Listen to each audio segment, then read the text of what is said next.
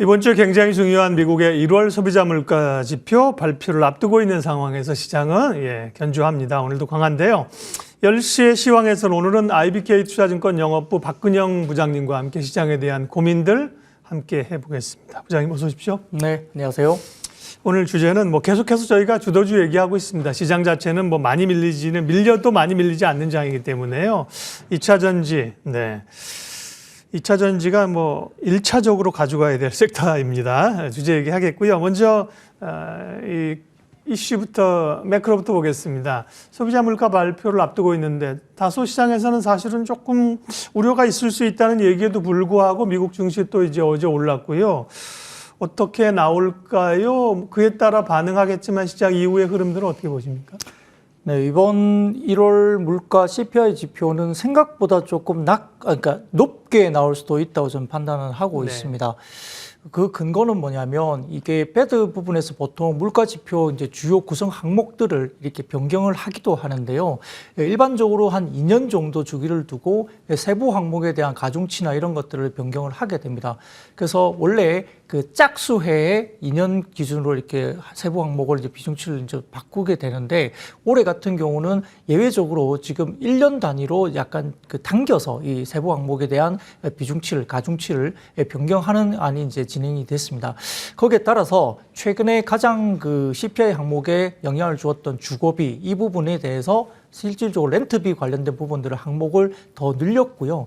그다음에 다른 부분을 좀 줄이는 이런 부분으로 이제 변경이 됐기 때문에 실질적으로 가장 CPI의 상승에 이야기됐던 거주비 이 쉘터 부분에 대한 부분들이 항목이 더 늘어났다는 점에서는 단기적으로는 어떤 이 부분들이 크게 올라갈 가능성이 있기 때문에 아마 이 부분에 대해서 1월 CPI가 다소 좀 높게 나올 수 있는 가능성도 있다라고 저는 개인적으로 보고 있고, 다만 이 효과가 어떻게 나타나냐면 일단 주택 가격이 급하게 빠지고 있는 부분입니다. 이런 부분에서 아마 이 주거비는 후행해서 한 15개월 정도 후행해서 빠지게 되기 때문에 결국은 중반기, 하반기로 가게 되면 CPI 항목에서 이 주거비 관련된 섹터가 비중이 커졌으니까 급하게 빠지게 될 겁니다. 그러면 상반기에는 다소 조금은 기대치보다 조금 높은 CPI 지표가 나올 수 있다 하더라도 중기 그리고 하반기로 가게 되면 CPI 빠지는 속도가 굉장히 빠르게 빠질 수 있다 보고 있고, 그리고 좀 특이한 것은 미국 시장에서 이렇게 발표가 됩니다.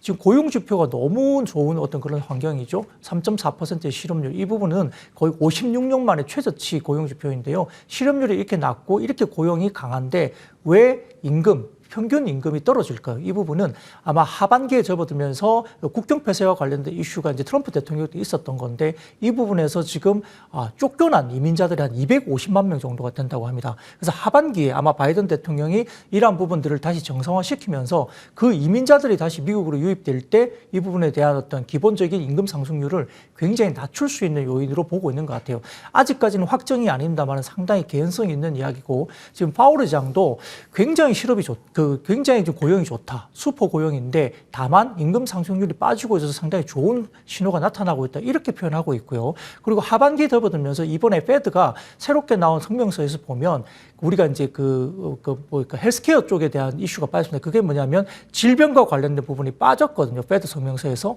그게 뭐냐면 약간 국경 폐쇄와 관련된 부분들을 하반기에 풀기 위한 포석이 아닌가라고 시장도 생각을 조금은 하는 것 같아요.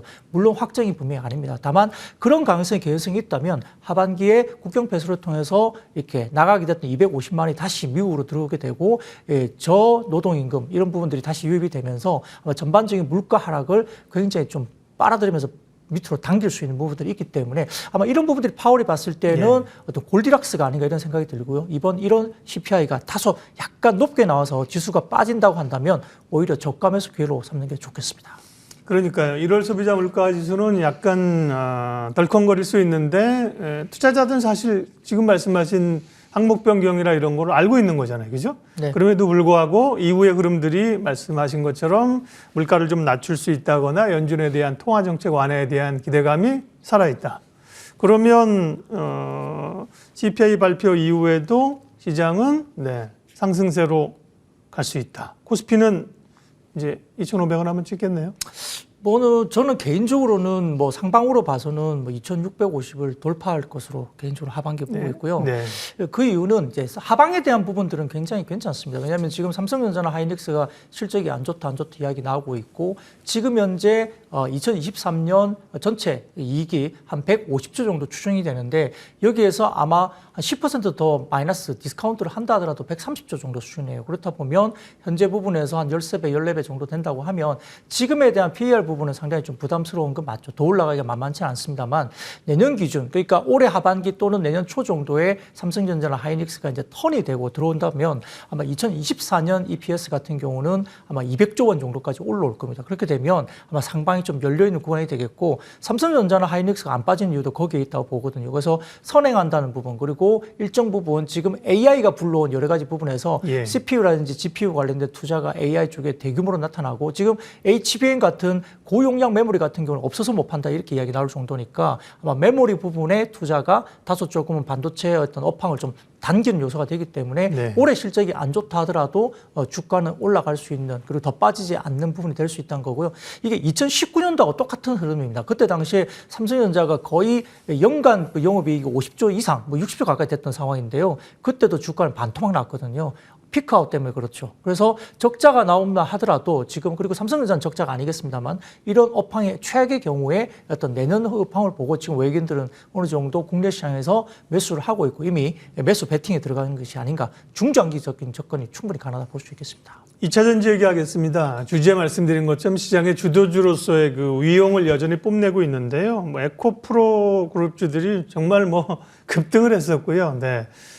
오늘은 이제 LNF가 어제 컨퍼런스 콜 했을 겁니다. 긍정적인 얘기 나오면서 리포트 나오고 LNF가 좀 강하고요. 대체적으로 워낙 많이 올랐죠. 오늘은 조금 숨고르기 양상인데 2차 전지 전략 좀 말씀해 주세요. 네, 사실 뭐 셀메이커들이 제시한 전사 실적 성장 가이던스는 배터리 부분만의 올해 연간 성장률 전망치를 따져보자면 LG 에너지솔루션 그리고 삼성 SDI는 각각 30% 이상 성장 그리고 SK온 같은 경우는 100% 성장 수준입니다. 작년 기준으로 봤을 때는 지금 현재 중국이 거의 2배 정도 전기차 시장에 이제 급등을 했고요. 그다음에 유럽 시장과 북미 시장이 이제 나름 근데 유럽 시장은 한 11% 정도 증가 그리고 북미 시장이 40% 중반 정도 증가를 했다고 봅니다. 근데 유럽이 왜 안 좋았을까요? 상반기까지는 오히려 역성장이었습니다. 그 이유는 워낙 비싼 전기료 때문에 그렇습니다. 유럽은 전기료가 너무 비싸니까 일반 내연기관차를 모는 거나 전기차를 모는 거나 똑같은 비용이니까 전기료가 비싸서 그렇죠. 작년에 그런 이슈가 분명히 있었죠. 그래서 유럽 쪽의 수요가 굉장히 안 좋았는데요. 4분기에 접어들면서 유럽 쪽의 수요가 이제 폭증하기 시작했고 북미 시장도 상당히 폭증하기 시작했습니다. 더군다나 지금 테슬라 같은 경우는 규모의 경제를 통한 어떤 마진 이런 부분에 대한 충분한 효과를 가지고 있으면서 가격 인하를 시작하면서 이제는 P보다는 Q의 전략을 가지고 지금 물량을 굉장히 공급을 하고 있죠. 따라서 이제 셀 3사 같은 경우는 기대치에 부합한 수준의 가이던스를 충분히 제시할 수 있고 그리고 최근까지도 셀 메이커들이 아마 주요 자동차 완성업체들의 주문량 조절이 없는 것으로 파악되기 때문에 견조한 실적은 분명히 맞는 것 같습니다. 아까 말씀드렸던 유럽의 전기 가격 최근에 이제 전력 가격이 하락했기 때문에 지금 전반적으로 지금 유럽 쪽의 수요도 굉장히 올라올 걸로 보이고 반도체 공급 부족 해소도 충분히 감안되기 때문에 유럽의 전기차 판매 성장 역시 기대치에 충분히 부합할 수 있습니다. 더군다나 지금 가장 중요한 부분은 아마 미국의 IRA 관련된 법안도 우리가 봤지만 이번에 3월달 그러니까 1분기 내에 유럽의 CRMA 관련된 법안이 초안 발표가 예정되어 있습니다. 이게 광물과 관련된 이야기인데요. 이게 원자재법 비슷한 이야기가 나오고 있기 때문에 근본적인 부분은 광물의 이슈가 있습니다. 그래서 기본적으로 지금 2차 전지 섹터는 양극재 섹터뿐만 아니라 광물과 관련된 종목들이 굉장히 좋다 볼 수 있겠고요. 거기에 따라서 에코프로 그룹이 상당히 급등했고 그다음에 전반적으로 LNF 같은 경우도 지금 주가가 올라오고 있는데 사실은 에코프로 그룹이라든지 이런 쪽 그리고 포스코 케미칼 같은 경우는 단기에 급반등했습니다. 물론 뭐 포스코 케미칼 같은 경우는 40조 상당의 대규모 계약이 또 발표되면서 호재를 나타났고 또 미국과 관련된 진출과 관련해서 정부의 어떤 뭐 승인이 떨어졌다는 호재가 있었기 때문에 급등을 했지만 단기 급등에 따른 부담은 분명히 있는 것 같고요. 더군다나 에코프로 그룹이라든지 LNF 등등 포함하면 공매도가 상당히 많았던 종목인데 주가가 급등하다 보니까 공매도 쇼커버링도 아마 수급적인 영향 때문에 충분히 그 급등에 대한 주가가 급등한 부분은 급하게 쇼커버가 들어오면서 아마 이런 부분들이 영향을 일부 좀 미쳤다라고 우리가 분석을 할 수 있겠습니다. 다만 단기적으로 아까 말씀드렸던 단기 급등에 대한 차익 실현 매물 그리고 주가가 또 급등하다 보니까 추가적인 공매도 물량 물량이 상당히 많이 늘어났던 부분이고요. 두 번째로 CATL 변수가 고려돼야 됩니다. 사실은 CATL이 중국 업체가 미국에 공장을 잘 짓지 못하는 게 거의 기정사실이었지만 지금 포드와 합작 공장 설립을 하면서 약간 우회적인 구간으로 100% 지분은 포드가 가져가지만 CATL이 결국 하는 걸로 보입니다. 그래서 아마 미국 시장이 확정이 된 것 같은데요. 사실상 확정이 되면서 투자 규모가 약 4조 원 정도로 보고 있는데 이 부분에서 40기가와트 전기차 대수로 환산한다면 약 60만 대 정도 수준의 아마 전기차 관련된 셀을 생산할 수 있는 능력을 볼 수 있습니다. CAT에 들어가면서 다소 조금 고급 라인이 아닌 저가 라인을 본다도 포드 입장에서는 충분히 필요한 셀이니까 이런 부분들은 충분히 진행이 될 수 있겠다 생각 들고요. 단기적으로는 시장 성장의 이러한 경쟁은 어차피 불가피합니다. 성장 시장에서 경쟁자가 들어오는 것은 불가피하지만 단기 급등 이후에 아마 센티먼트 쪽으로는 소재나 셀 업체는 단기 악재로서는 일단 작용할 가능성이 있다고 볼 수 있습니다. 다만 아까 말씀드렸던 그 테슬라에 관련된 그 마스터 플랜이 발표했다는 수혜주임에도 불구하고 LNF 같은 경우는 다소 조금은 40% 정도 다른 동종 피어 그룹 대비 저평가되어 있다는 상황에서는 아까 말씀하셨듯이 어제 기관 관련된 설명회가 있었고 내용들이 공유가 되면서 상대적으로 다른 종목이 빠지는 과정에서 LNF는 어느 정도 오늘 긍정적인 모습이 보입니다. 아마 FTA 체결국에서 아마 관련된 광물을 조달해도 보조금 대상이 포함된다는 게 확정이 된다면 LNF 같은 경우는 상당히 긍정적인 효과가 나타날 수 있겠고 작년에 미국 진출을 못했던 부분들이 3월에 아마 추가적인 아마 이런 부분에서 이슈가 된다고 한다면 포스코 케미칼의 승인 여부가 나타났듯이 LNF에게 기회가 주어지면 한 번 더 모멘텀을 가질 수 있는 종목으로 볼 수 있겠습니다.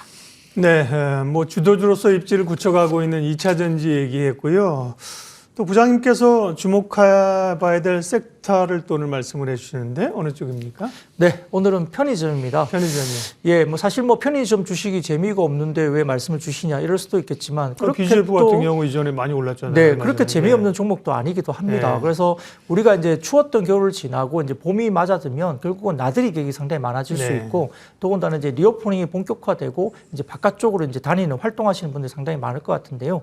예, 말씀하셨듯이 BGF 리테일 같은 경우는 사실은 최근에 수익률이 별로 좋지 않습니다. 크게 부진했고요. 아마 12월 폭설에 이어서 1월에도 추운 날씨가 이어지면서 기존 좀 신장이 상당히 부진했기 때문에 BGF 리테일이 상대적으로 부진한 상황입니다. 다만 GS 리테일 같은 경우는 상당히 양호하고 최근에 한번 급등을 했던 적이 있습니다. 일반적으로 이제 지금 쉽지 않은 구간인데요. 기대감이 매우 낮았던 편의점 사업부가 작년 4분기에 굉장히 양호한 실적을 기록했고요. 아마 작년 4분기에 BGF 리테일 같은 경우 영업이익이 시장 기대치를 5% 하회했지만 GS 리테일은 상당히 서프라이즈 수준의 실적을 냈다 볼 수 있습니다. 다소 GS 리테일 같은 경우가 BGF보다 좀 대로변의 편의점이 많다고 합니다. 그러다 보니까 활동 인구가 많아지면서 대로변 관련된 인구 유입이 좀 많았다는 점에서 약간의 차별성이 있다 볼 수 있겠고요. 신제품 경쟁 출시가 상당히 더욱 치열해지는데 과거에 주가가 상당히 그 편의점 주가가 굉장히 좋았던 시절에 이렇게 신제품 경쟁이 상당히 많을 때 주가의 멀티플 밸류에이션을 굉장히 높게 받았던 역사적인 경험이 있습니다. BGF 리테일 같은 경우는 개념을 맞아서 이제 프랜차이즈 음식점인 토끼점과 콜라보를 그리고 GS 리테일 같은 경우는 유명 고깃집인 몽탄과 콜라보를 하면서 즉석식품을 출시하고 있습니다. 이렇게 편의점이 즉석식품 새로운 제품을 굉장히 많이 출시할 때 객점 수가 많아지고요. 객수가 많아지고 매출단이 즉석식품에서 상당히 많이 나타나고 있고 특히 도시락 제품 같은 경우는 편의점에서만 볼 수 있는 제품이기 때문에 여기에 대한 수요가 폭발하면 실제 굉장히 신장하는 모습을 분명히 보이는 경향이 있습니다. 작년 양사 모두 한 900개 이상의 점포 순증을 기록했음에도 불구하고 올해 또 약 800개 이상의 양호한 점포 순증도 목표를 하고 있는데 우리가 이제 우리 집 근처에 있는 다른 마트들, 조그만 마트들이 영세 마트들이 문을 닫으면서 이렇게 브랜드 쪽으로 점포를 많이 옮긴다는 점도 기본적인 양호한 점포 순증도 충분히 나타내는 부분인 것 같고요.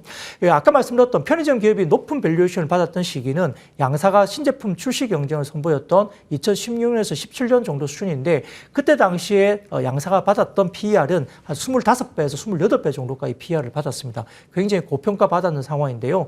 올해 같은 경우는 경쟁적으로 도시락 신제품도 출시하고 있고요. 아까 말씀드렸던 그 시절 2016년, 17년도에는 김혜자, 백종원, 해리 도시락 등등 신제품 맞아요. 출시가 네. 굉장히 이어졌죠. 이거 관련해서 이제 그때 객단가 올라가고 매출이 좋았고 밸류에이션 업이 됐던 겁니다.